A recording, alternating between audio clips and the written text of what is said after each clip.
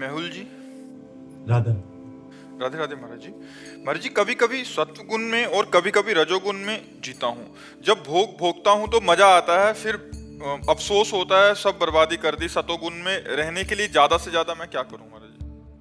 वैसे भोगों में मजा आता है मुझे तो ये बात, बस जैसे नशे में आदमी शराबी नाली में पड़ा मजा लेता है, उसको मजा लगता है। लेकिन देखो ना कितनी घृणित दशा होती शराबी पुरुष की।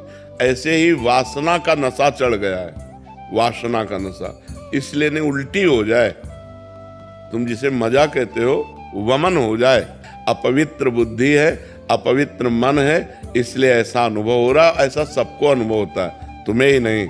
जब अपवित्र मन होता है, अपवित्र बुद्धि होती तो नहीं तो ऐसे छी, अंदर से ऐसी घृणा हो जाएगी, छी नहीं अब कछुनाथ न चाहे मोरे प्रभु, अब ये गलत मार्ग, ये विषय भोग, ये संसार के सुख नहीं, अब मुझे आप अपना सुख प्रदान करें। जब पवित्र बुद्धि हो जाएगी, अपवित्र मलिन बुद्धि में तो फिर ये सब अच्छा है। फिर अफसोस भी तो होता है बाबा जी कि ये गलत टाइम वेस्ट कर दिया। हाँ, ये उत्तम बात है। अभी पूरी पवित्र बुद्धि नहीं हुई है।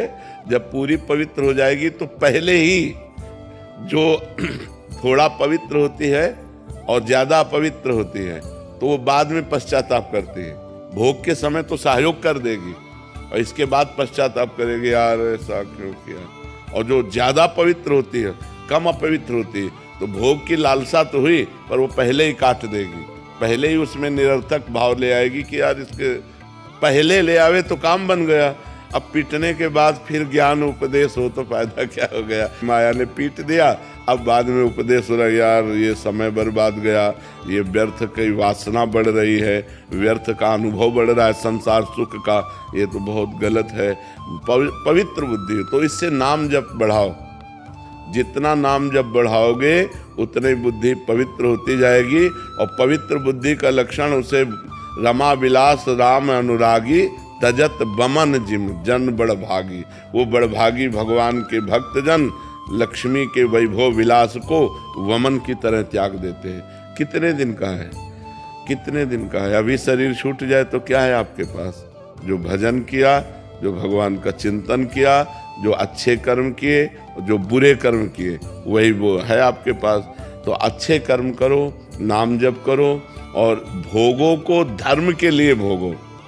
अब जैसे आपकी पत्नी है, अब आप परमार्थ पे चल रहे हो और उसकी इच्छा है तो भगवान को प्रणाम करके, भगवान का चिंतन करते हुए कि यद्यपि इसमें सुख नहीं है पर वो अर्धांगिनी है, उसकी इच्छा पूर्ति के लिए हम ऐसा कर्म कर रहे हैं, मगर इसमें कोई तत्व नहीं, तो आप कर्म भी हो गया और आप फंसे भी नहीं, क्योंकि आपकी रुचि नहीं है। ऐसे भोगों को धर्मयुक्त भोगने से भगवान की तरफ हम बढ़ सकते हैं। नहीं तो प्रायः पूरा संसार, कोई बिरला ही एक दो ऐसा होगा जो इन भोगों में अरुचि करके निकल पावे। नहीं तो कोई भोग रहा है रुचि पूर्वक और कोई रुचि है पर भोग नहीं मिल रहा है। कोई रुचि है पर भोग इसलिए नहीं भोग रहा कि हमें भगवान की प्राप्ति करनी, पर रुचि है। कोई विरला ऐसा होगा जिसकी भोगों में रुचि नहीं है और भगवान प्रिय लग रहे हैं। इसलिए नाम जप करो और आगे बढ़ो।